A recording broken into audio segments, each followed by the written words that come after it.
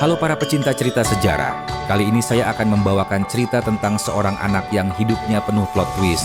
Pasti kalian penasaran kan?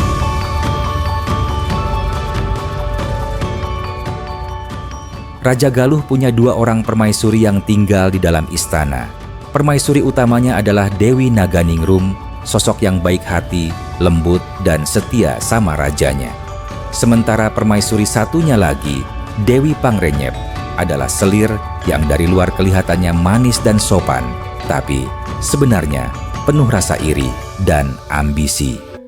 Suatu hari, Dewi Naganingrum akhirnya melahirkan seorang bayi laki-laki. Bayi itu sehat, ganteng, dan jelas-jelas keturunan raja. Semua dayang yang melihat tahu betul kalau itu adalah seorang pangeran.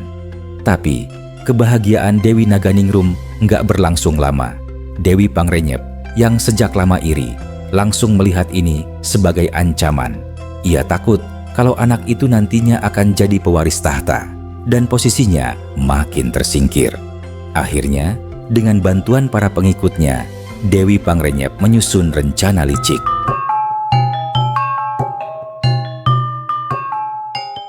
Ia menyebarkan fitnah ke seluruh istana, bilang kalau Dewi Naganingrum bukan melahirkan bayi manusia, tapi anak anjing.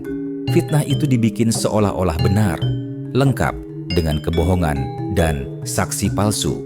Orang-orang istana yang awalnya ragu, lama-lama mulai terpengaruh.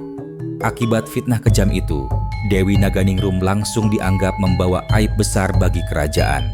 Tanpa diberi kesempatan membela diri, bayi pangeran yang baru lahir itu pun diperintahkan untuk dibuang.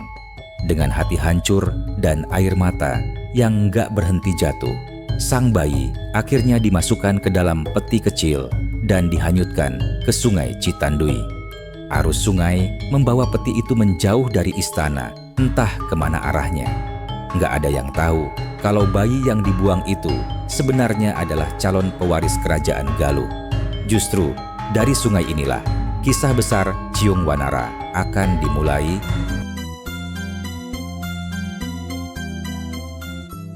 Bayi yang dihanyutkan di sungai Citandui itu ternyata nggak sendirian menghadapi nasib.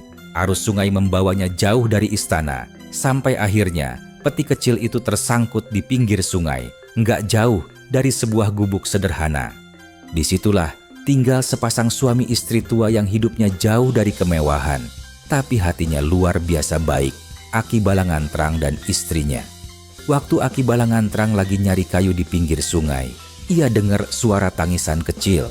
Awalnya dikira suara burung atau anak hewan, tapi kok makin lama makin jelas kayak tangisan bayi. Begitu didekati, Aki kaget bukan main. Di pinggir sungai ada peti kecil dan di dalamnya ada bayi laki-laki yang masih merah dan lemah. Tanpa banyak mikir, Aki Balangantrang langsung membawa bayi itu pulang. Istrinya juga terkejut, tapi bukannya takut, malah langsung jatuh iba. Mereka sadar bayi ini pasti sengaja dibuang. Akhirnya, dengan hati penuh kasih, mereka memutuskan untuk merawat bayi itu seperti anak sendiri.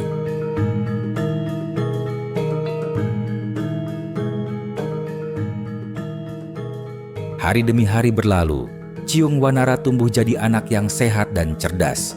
Meski hidup sederhana, ia nggak pernah kekurangan kasih sayang.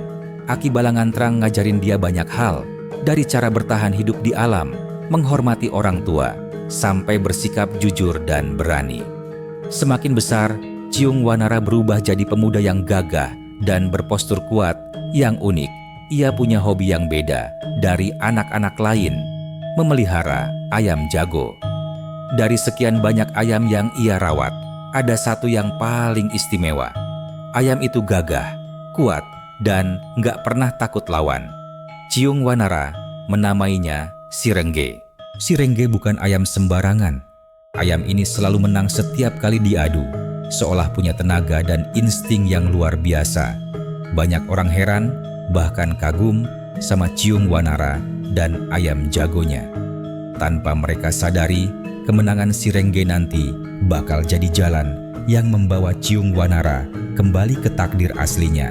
Dari sebuah gubuk sederhana di pinggir sungai, perlahan-lahan Ciung Wanara melangkah menuju takdir besar yang selama ini tersembunyi.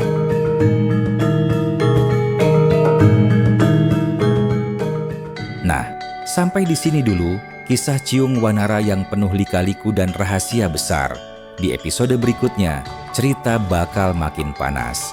Adu ayam bukan sekadar hiburan, tapi jadi penentu nasib.